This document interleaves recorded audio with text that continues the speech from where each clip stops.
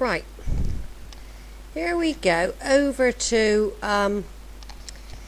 Kentwell House in Suffolk that I visited last year in search of medieval ancestors. The Clopton family were here for hundreds of years, who are descendants of the Pecches, of whom I belong. So I went back there. I also went to Melford Hall and Long Melford Church. So here we go, over to the audio cassette tape recorder I did. Going back to my little tent now to cook some stew, listen to the radio, maybe have a shower.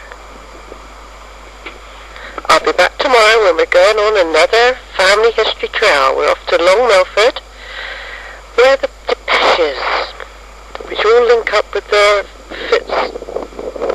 Gilberts and the Clare people. So they're only up the road, the Pecches. So it was quite likely they'd bump into the Clares. So we're going to one of their mansions tomorrow. And then I'm also going back to the humble beginnings of, well, I don't know how humble he was, Richard Brooks and his wife Martha Miles at St Mary Creeting. So I haven't really done much over that way. Over and out, folkies. Right, it's round about the 4th of August 2010. The tapes are in lots of different sections, coming and going, because I was trying to preserve tape. I've actually managed to purchase 3 more now, and 2 more cameras. It's a very expensive business when I do my research. Anyway, I've stopped at a place because I noticed the name Clopton, and they're tied up with our Pecches. I also have come across this church. When I stopped at a service station earlier, someone told me that the most haunting people had visited a church near Clare somewhere, but I don't know which one it was. But I will try and find out which was most haunted, because it's supposed to be haunted. But again, I think most churches are haunted anyway. But I've stopped outside this one. I'm not sure what the name is. It could be Straddles Hall or something like that church. Well, over and out for a minute. Right, the weather's not very good today. It's very drizzly. Right, this is called St Margaret's of Antioch, Straddles Hall. And there's like a great big mansion next to it with a great big weeping willow in there. Could be called Bridge House or Bridge Hall. So this has got a big old door. It's one of those locked ones that's unfortunate. No, I haven't got it listed as a church that I had to go and visit for some reason. So it's got a massive cemetery at the back.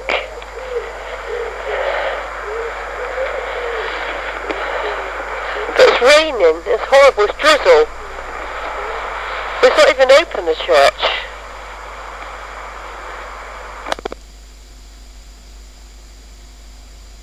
Right, there is some sort of recital going on.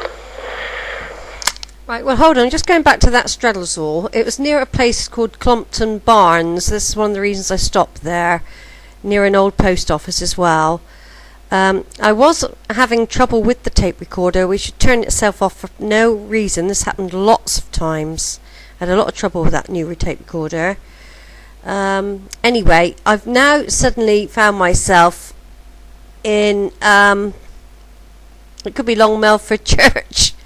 This is what happens. There was a recital going on there, so they didn't want people walking around, so I could only have a quick glimpse inside the church. I have been there before. I have got booklets on it and photographs at another time in 2006 when I went there, but I didn't know anything about the Cloptons or the Pecches exactly then, not so thorough as I do now.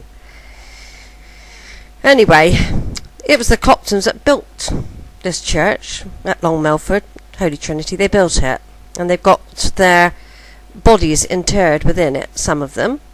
They're not all there. But a John Clopton, or Sir John Clopton's there. He kicked off the start of that church. And then not across the road you've got Melford Hall, which I visit very briefly. The day's going very quick, so I only spend an hour there, and then I shoot off to Kentwell, where the Cloptons is their main residence. And the Cloptons, of course, descend from the same people as I do, the Pecches. Right, back to the recording. We're inside the church. Today, but I'm in the Clopton Chantry Chapel at the moment. The lily crucifix window is thought to date from around 1350. The lily is the Virgin Mary's traditional flower, thus symbolising the shared suffering of mother and son. And then we've got, here lies interred the bodies of Sir William Clopton of Kentwell, knight who died the something day of something in the year of our Lord, and of Dame Anne, his first wife, the daughter of Thomas Barnardson of Clare, knight who had by his said will one daughter.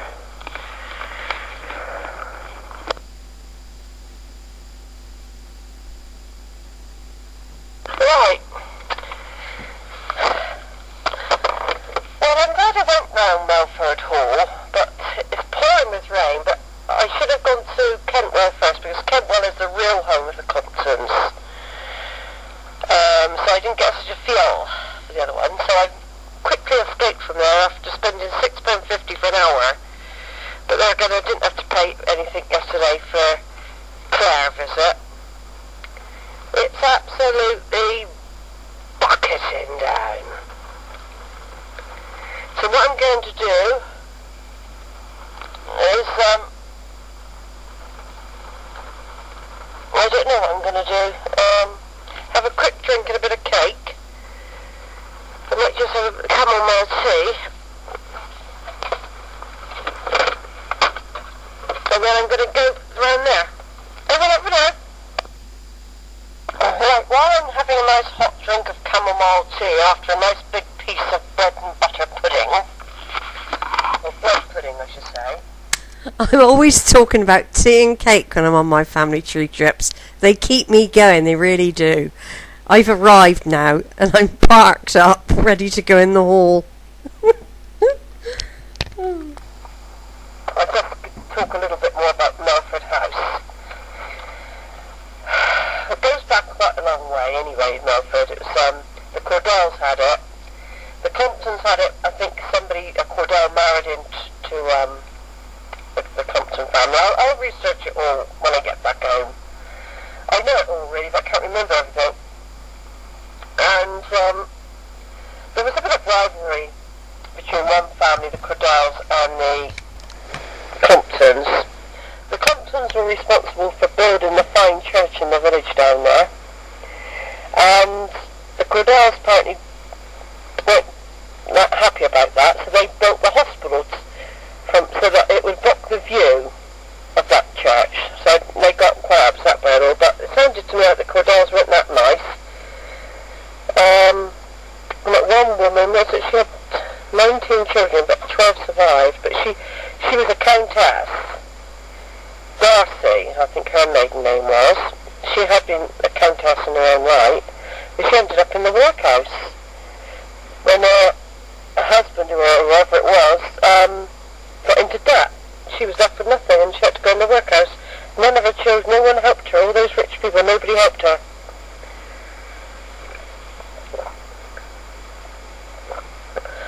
Beatrice Potter spent some time there. I think she was a cousin of, I think it's Parker something or other. I got the information. I just, because I'm not really that interested in that place so much.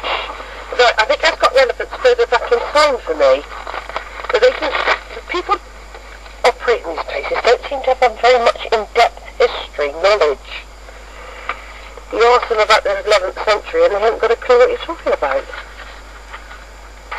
You know, because the Pecches, which the first Pecche, he took the name William Clopton button. I can't remember why, but I've got it all at home. I have got it all home. Anyway, it's a very Tudor-looking place, Melford Hall. And little has changed since Queen Elizabeth's first visit in 1578. It's got the usual set-out garden, as you know, and all that sort of thing. Inside the church over the road, Holy Trinity, you've got the tomb of Sir William Cordell.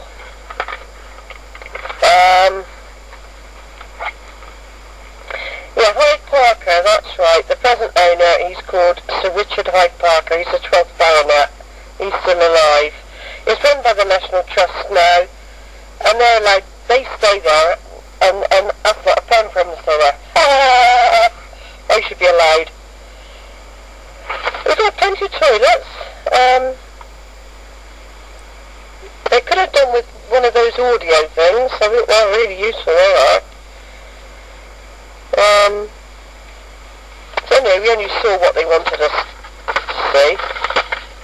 But I'm now going to go... Oh yeah, Beatrice Potter, that's right. Beatrice Potter stayed there for a while and did quite a few of her paintings there. But apparently there was an artist there, and he said that in the end she went up to Cumberland where she bought lots of land, which is true, because she was known to the Hassels up there at Domain. You know, she was known up there as well. And she fell in love with Cumberland, and they felt that they sound bitter down here that she didn't leave any of her legacy when she was really wealthy to Melford Hall. It all went to the Lake District. Right then, so that's all I can say about that place for now.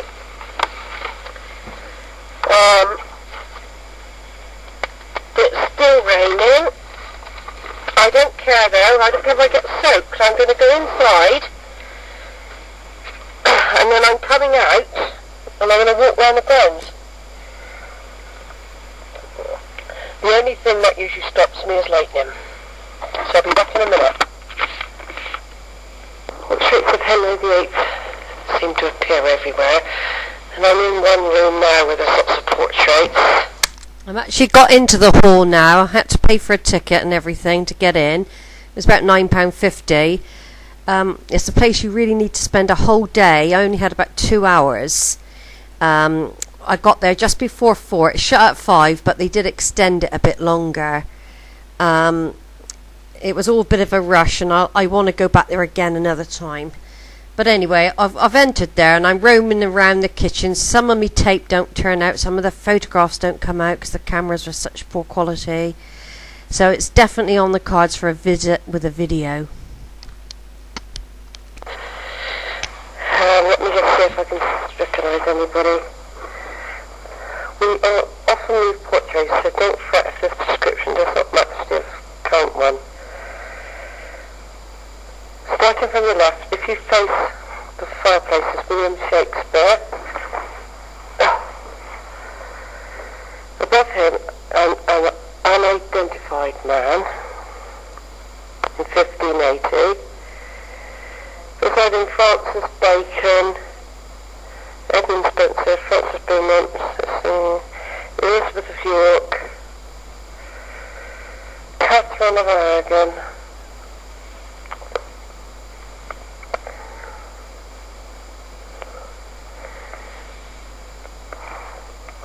there's loads on here.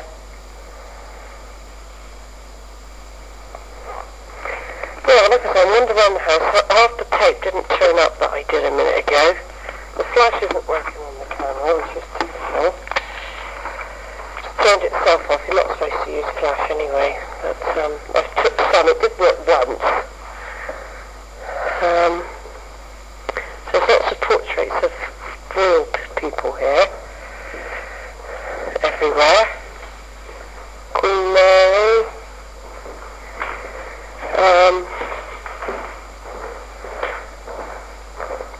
They're not all numbered either. They're not all labelled. So they're into red and pink and that sort of colour, reddish, pinky, I can't remember the name of it now, colours. Red, love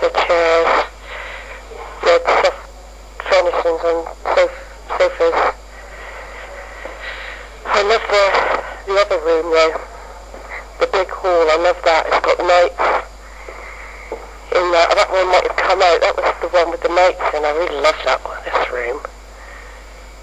I really love this room. It's beautiful. Henry VIII again appearing everywhere. The ceiling's nicely decorated in this sort of living room. I don't know what you call this room. The drawing room.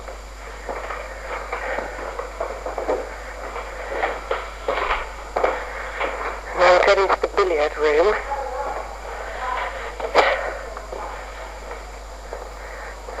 This is only an addition, of course, snooker and billiards with the leather chaise lounge. Looks like somebody still was asleep on one. Library furniture and pictures, and there's the library full of old books and things. There's no guides today. A nice big study where you could do your work. I brought the guide, but there are portraits around. So Lumley Robinson, Bart. Yeah. Some of the windows in the snooker room have got all different shields. At Kentwell, all the different shields. Right, I'm going upstairs now.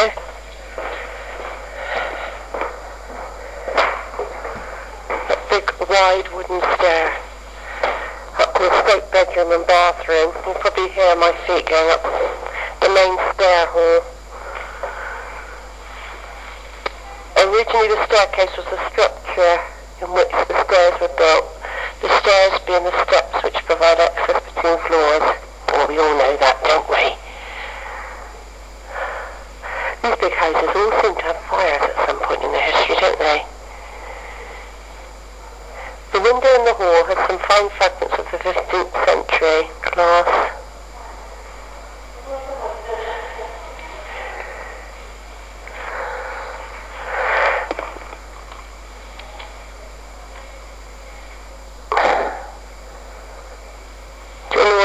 John Clopton of Kentwell was a noted Lancastrian and imprisoned in the Tower in 1461 and condemned to death by the Yorkers. He was executed.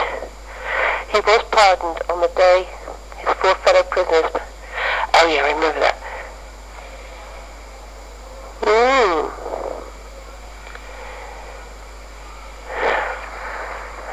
It's never the guided tour, really, proper one.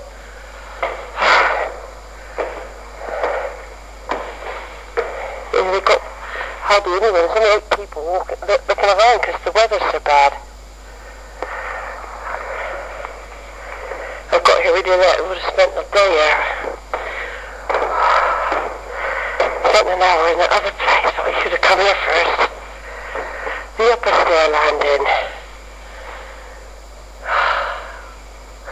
It says created 1977 to 78.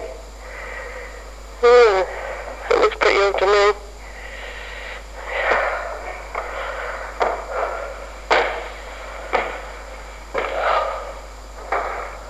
Henry VII, there's a picture of him. Then there's lots of sort of Japanese artwork as well. Strips of that coming all the way up. Lots of people were into that at some point or other.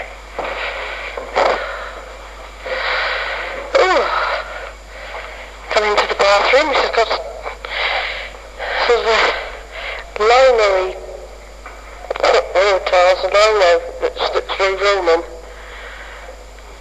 and a big urn. Oh, I do love the bath. Let's take a picture of it. Yeah.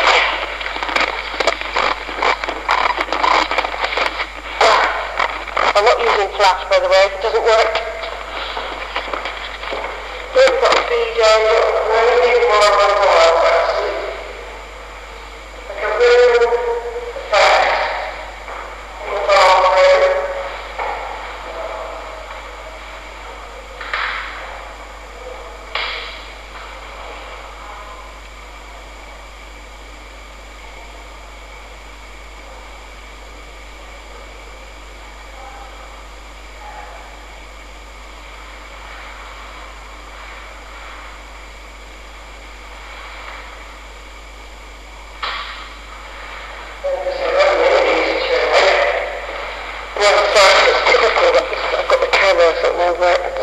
summer. It's a beautiful bathroom now. It's a Roman effect, with that Roman lino and a huge marble bath. It's gorgeous. I'm trying to get my bed from here.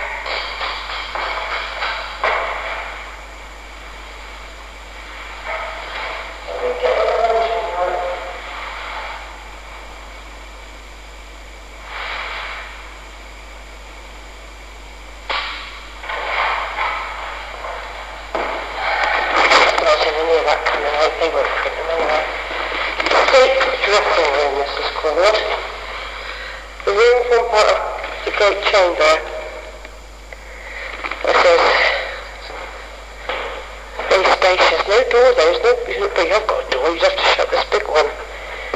Then we go into the en suite, more or less, isn't it? Then we come into the state bedroom with the big double bed and everything. Look, turn up. I'll take a picture of this one. No picture of number 8.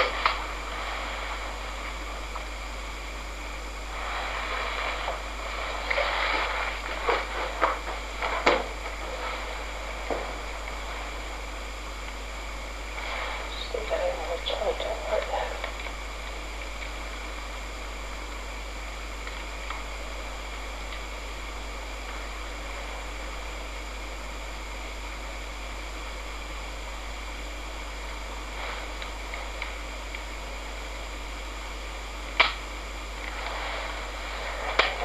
So I'm taking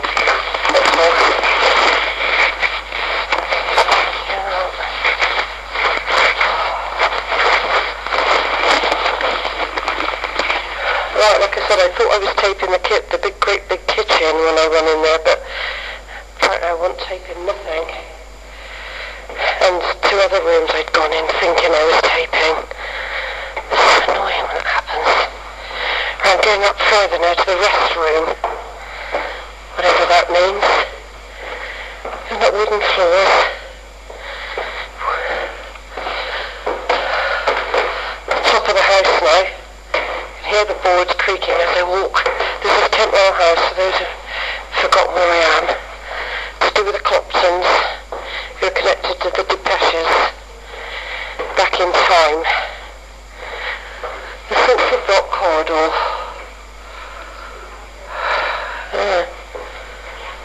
Views outside to the front of the house. It's a funny looking creature. I better take a picture of that. Right, I'm now in the Chinese room. Lots of red again, and lots of, well, it says Chinese, it all looks very Japanese to me, but right, lots of Chinese things, you know.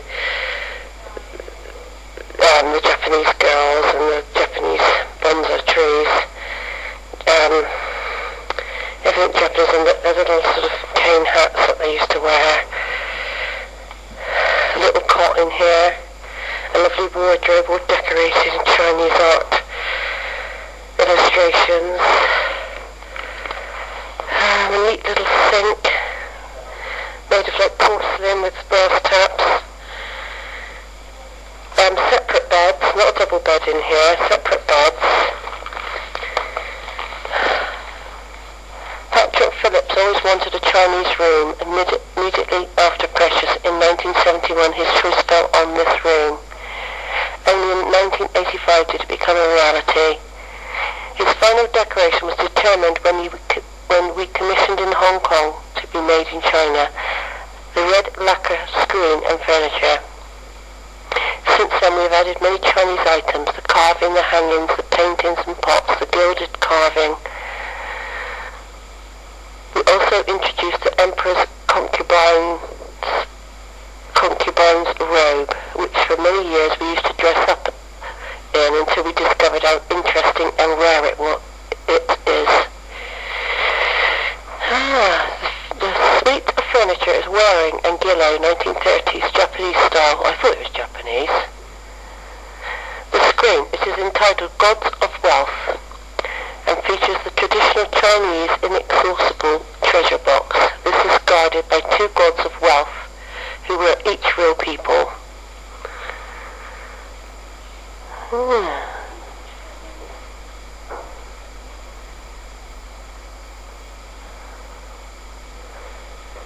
What is behind the screen? All the elements of a bathroom, including an old sink bath, and we have decorated with Chinese dragons.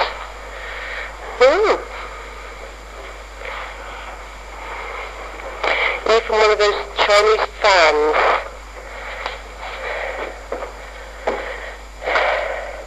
Outside we've got two goats, double-headed goats. I've taken a picture on the top of Shay's lounge.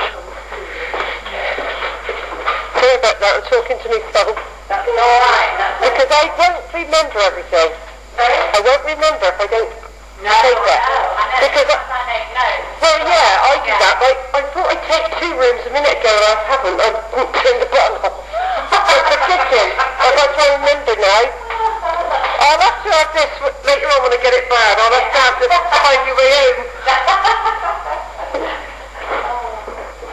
Please do not sit on the bed. No, I'm not that tired. Right, now in here we go from red to green.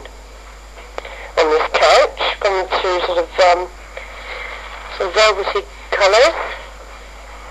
Very 1900s, I would say. Let's see, the new landscape room. Originally this room formed part of the long gallery added in 1578. Hopper created the room when he split the long gallery into several rooms. This was called the landscape room because of the views over the garden. There's been restoration done and furniture added, hangings. Oh, it is a beautiful view. There's a moat outside and all the privet hedge has been carved in shaped figures. Beautiful gardens. I hope I'm going to get time to look at all this.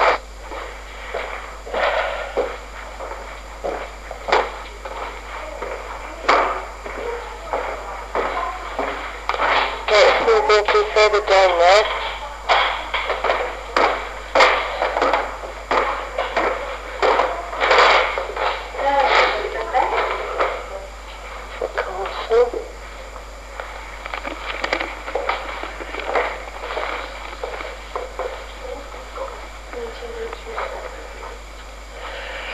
Another bed.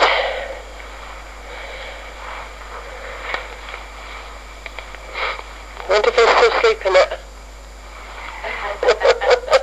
Oh, look, even a little toilet room. I'm going up some steps. Oh, there's another bedroom. Oh, there's a little tiny, I reckon people still use this. I reckon this is a used bathroom. And they use Belgravia, white musk and cranberry hand wash. And there's a wooden panelling. They like their pinks and reds here, don't they?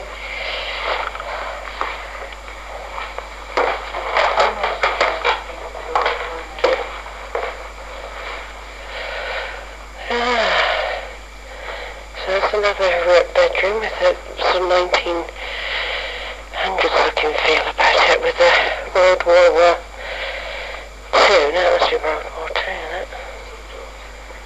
The Victorian room, all Victorian. Yeah. Big bed there, and quite high up as well. And wallpaper. First time I see sort of wallpaper with parrots on it. No way up. Right. Floorboard inscriptions.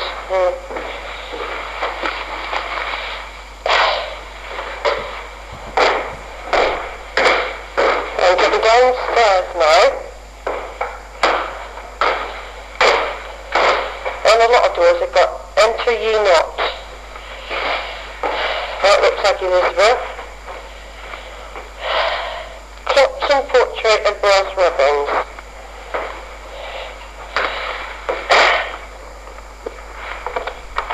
The rubbing is a rubbing of Catherine Mild, who by a marriage to Thomas de Clopton brought Kentwell to the Clopton family in 1385. In that the manor of Kentwell passed to her son. She married again after Thomas's death, and from that marriage were descended the Dukes of Norfolk. The painting is a copy of a painting by Marcus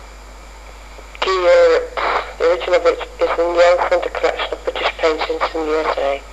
The sister was Mary Waldegrave, who married Thomas Clopton, then Lord of the Manor of Kentwell in 1590. She died in 1596 and was mother of his last male, Clopton, and of the Cloptons of Kentwell, who died in 1618.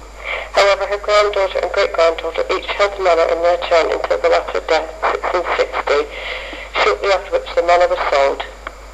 The Cloptons therefore were at Kentwell for 275 years.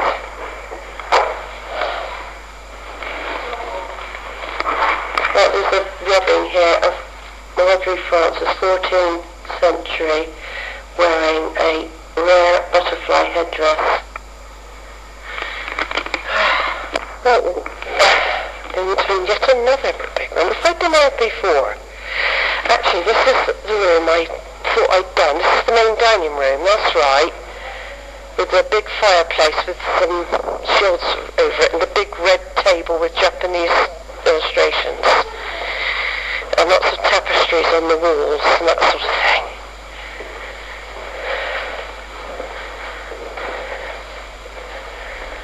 Yeah, and then we go into the big hallway. Great big hall, I like this room. I can feel myself sat in here easy. Days of old. How we get out, I've got no idea. I'll just have another quick look round before I leave.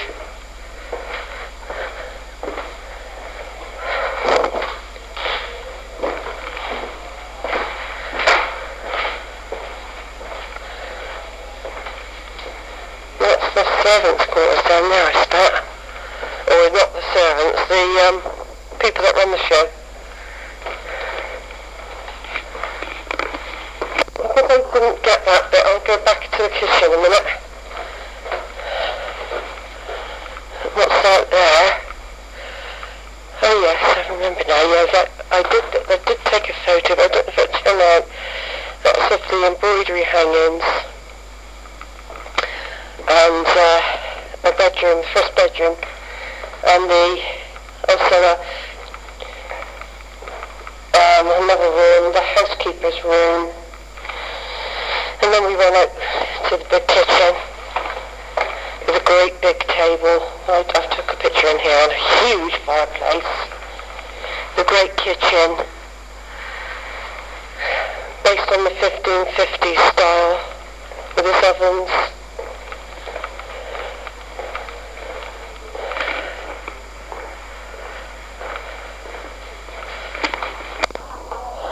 Alright, now going out back up to the garden and to the square.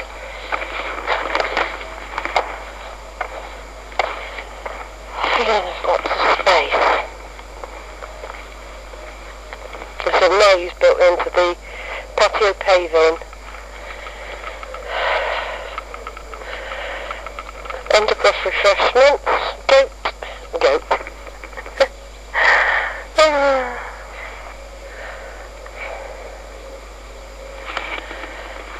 There's a note. Oh, there's a big pheasant, or is it my imagination?